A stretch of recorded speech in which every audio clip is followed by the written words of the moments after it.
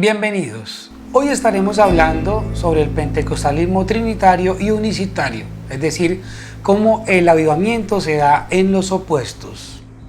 Entre todas estas denominaciones antes mencionadas, se fue finalmente configurando el movimiento pentecostal, es decir, el pentecostalismo es un poco de todo, aunque por su fundamentalismo cada una descalifique a las demás. Pero todas ellas son teológicamente trinitarias. Su dogma de fe principal está sostenido en la fe en la divina Trinidad de Dios, Padre, Dios Hijo y Dios Espíritu Santo, misma doctrina sostenida por la Iglesia Católica, Luterana y Anglicana. Trinitarios eran los padres peregrinos del Mayflower, trinitarios también los metodistas, bautistas, presbiterianos, etc. Luego empezó a plantearse la cuestión de la unicidad de Dios desde el interior mismo de estos movimientos trinitarios, y pues el resultado sería el establecimiento de la fe en Jesús como el único verdadero Dios o el único Dios verdadero manifestado en el tiempo en tres modos distintos, a saber, como Padre en la creación, como Hijo en la redención y como Espíritu Santo en la santificación, lo que se conoce como el modalismo o los tres modos en que Dios se ha revelado a la humanidad. Para finales del siglo XIX había en Estados Unidos y Canadá dos grandes organizaciones pentecostales. Por un lado, la Asamblea de Dios, que estaba integrada por la mayoría de pastores trinitarios y algunos pocos unicitarios, y de la cual se desprendía el ala del movimiento pentecostal de la obra completa. Por otro lado estaba la Iglesia Pentecostal de la Segunda Obra de la Gracia, integrada por pastores todos trinitarios.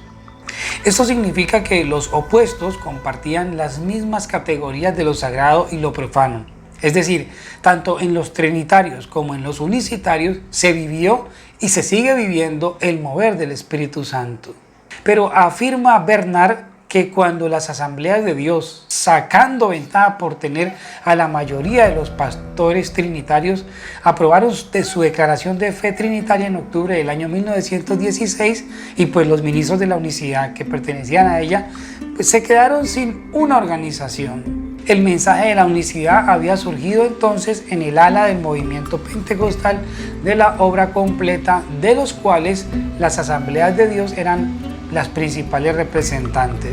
Estos pastores pentecostales de la unicidad prácticamente se vieron obligados a dejar la organización por dos causas. Pues primero, cuando recibieron el Espíritu Santo, y segundo, cuando fueron bautizados en el nombre de Jesús. La idea de bautizar en el nombre de Jesús y no en el nombre del Padre, del Hijo y del Espíritu Santo no fue bien vista por los trinitarios.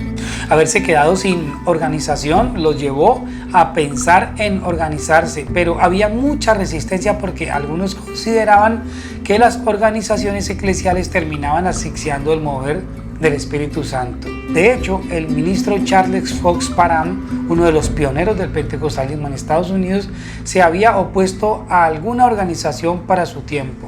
Muchos pentecostales unicitarios sintieron de manera natural que las organizaciones muy a menudo promovían las tradiciones de los hombres y sofocaban el movimiento del Espíritu. En efecto, dado que el pentecostalismo se caracteriza principalmente por la libertad que le conceden al Espíritu Santo de manifestarse como Él quiera y de hacer así de esta experiencia algo verdaderamente espontáneo y subjetivo, las organizaciones establecen acuerdos y principios que delimitan tanto las doctrinas de fe como las experiencias con la divinidad.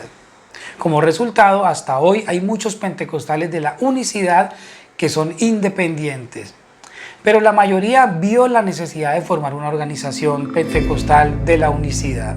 Por ejemplo, la pequeña organización conocida como las Asambleas Pentecostales del Mundo, que fue fundada en el año 1906 o 1907 en Los Ángeles, se había convertido en una organización de la unicidad bajo la influencia de Haywood.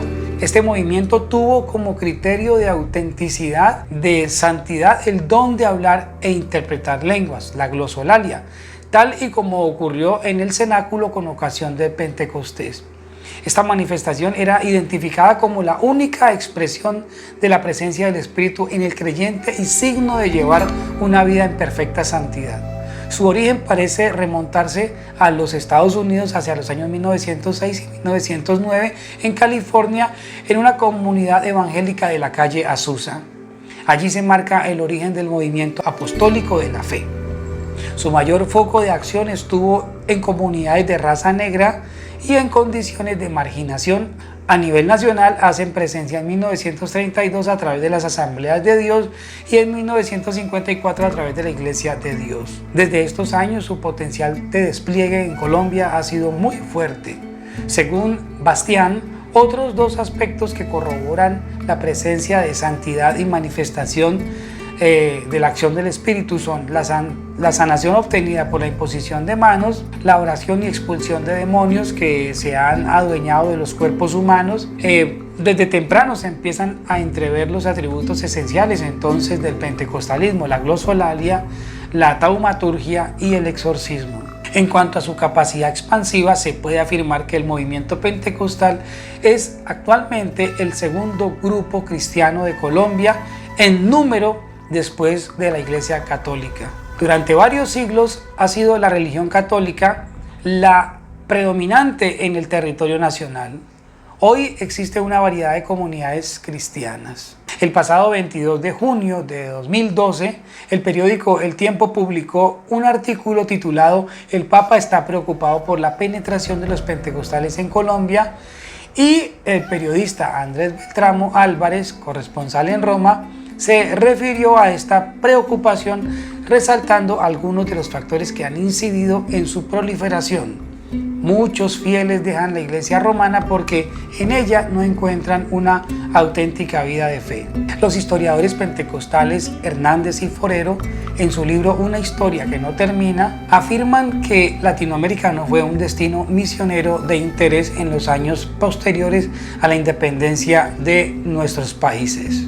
Se consideraba que este territorio ya era cristiano por estar implantado el catolicismo y que, aunque este dejaba mucho que desear, pues no se le quería ofender. Tal como lo muestra la historiadora Bluter, Axel Werner Larsen fue la primera persona que trajo a Colombia el mensaje combinado de la experiencia pentecostés y la naturaleza unicitaria de la divinidad. Bueno, con esto terminamos entonces esta primera parte de la serie El Pentecostalismo para Profano, que ha tenido que ver con el movimiento protestante entre lo profano y lo sagrado. Para el segundo capítulo vamos a tratar entonces los elementos más importantes de la fe pentecostal, la doxa y la praxis. Así que los invito para que continúen estudiando con nosotros. Muchas gracias, nos vemos, chao.